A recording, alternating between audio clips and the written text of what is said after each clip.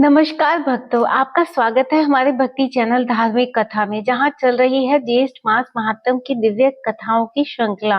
मैं हूं देविका और यहाँ हर दिन हम आपके साथ साझा करते हैं धार्मिक कथाएं, व्रत, पूजा विधियां और अध्यात्म ज्ञान। और हर कथा में छुपा है अध्यात्म का सार, भक्ति का संदेश और जीवन को प्रकाशित करने वाला प्रभु का ज्ञान।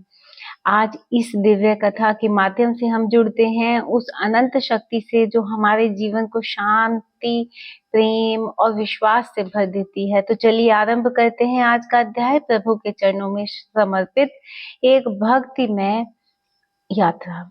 आज हम सुनेंगे ज्येष्ठ मास महात्म कथा अध्याय 24 और इस अध्याय के माध्यम से हम जानेंगे कि ज्येष्ठ मास में किए गए विशेष कार्य कैसे परमात्मा की कृपा से आशीर्वाद प्राप्त कराते हैं। ज्येष्ठ मास महात्म कथा का 24वां अध्याय, जिसमें आप सुनेंगे भक्त रंजीत की कथा। कैसे रंजीत ने भगवान विष्णु के व्रत और पूजा से अपने जीवन के संकटों को समाप्त किया और कैसे ज्येष्ठ मास व्रत के द्वारा भगवान विष्णु का आशीर्वाद प्राप्त कर उन्होंने अपने जीवन को सुखमय और समृद्ध बनाया। चलिए कथा का प्रारंभ करते हैं। बहुत समय पहले की बात है, एक गांव में एक व्यक्ति रहते थे जिनका नाम रंजीत था। रंजीत एक बहुत ही ईमानदार मेहनती व्यक्ति था, लेकिन उनके जीवन में स्थिरता नहीं थी।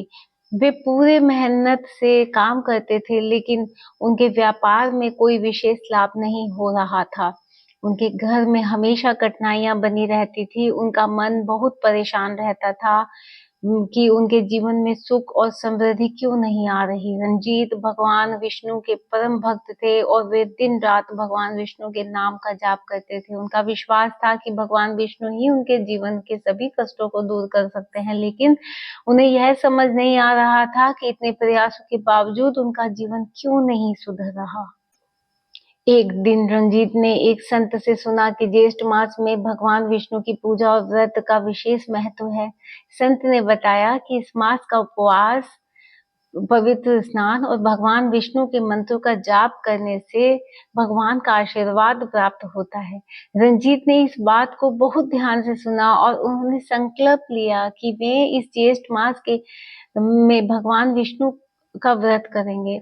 वे पूरे महीने उपवास करेंगे और हर दिन भगवान विष्णु के मंत्रों का जाप करेंगे। रंजीत ने पूरी श्रद्धा से, विश्वास के साथ इस व्रत को शुरू किया और उनका ध्यान केवल भगवान विष्णु की भक्ति में केंद्रित हुआ।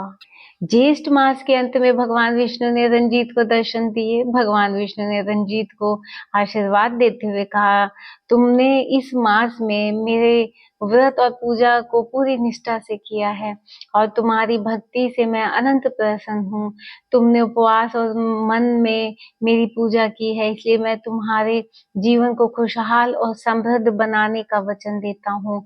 तुम्हारे घर में सुख शांति का वास होगा और तुम्हारे व्यापार की में सफलता मिलेगी। मैं तुम्हें जीवन में धन संपत्ति प्रदान करूंगा। भगवान विष्णु के आशीर्वाद प्राप्त करने के बाद रंजीत का जीवन पूरी तरह से बदल गया।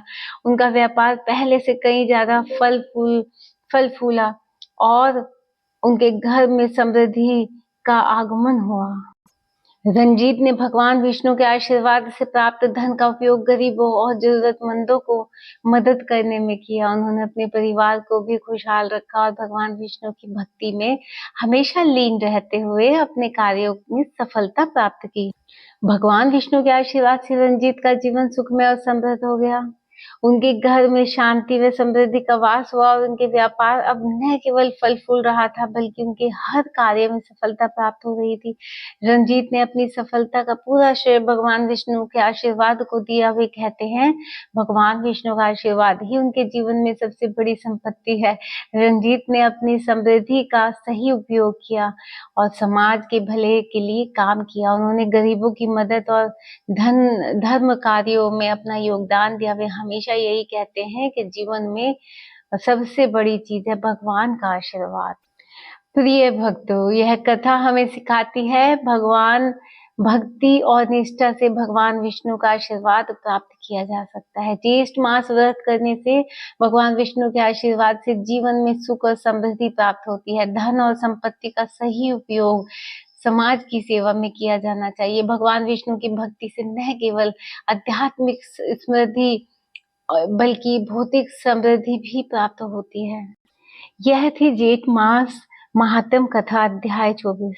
इस अध्याय में वर्णित शास्त्र परंपरा हमें प्रेरित करती है कि ज्येष्ठ मास में मन, वचन और कर्म से परोपकार एवं विष्णु भक्ति करें। ऐसे पुण्यों कर्म में से जीवन सफल होता है तथा सर्वात्म प्राप्ति का मार्ग खुलता है। यह कथा पद्म पुराण और अन्य पुराणों में वर्णित है।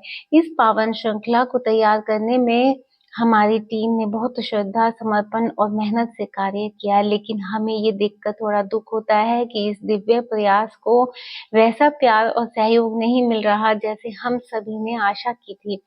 आपने इस अध्याय को सुना, इसके लिए हम आपके आभारी हैं। अगर आपको हमारे द्वारा प्रस्तुत की गई कथाएं जरा भी पसंद आई हो तो कृपया करके आशीर्वाद स्वरूप मानकर लाइक करें, सब्सक्राइब करें और शेयर करें अपने परिवार और प्रियजनों से, ताकि ये कथा हर घर तक पहुंचे और सभी भक्तजन हमारे आगामी अध्यायों से लाभ उठा सके। आगामी अध्यायों से जुड़े हमारे साथ और जानिए ज्येष्ठ मास के दिव्य रहस्य।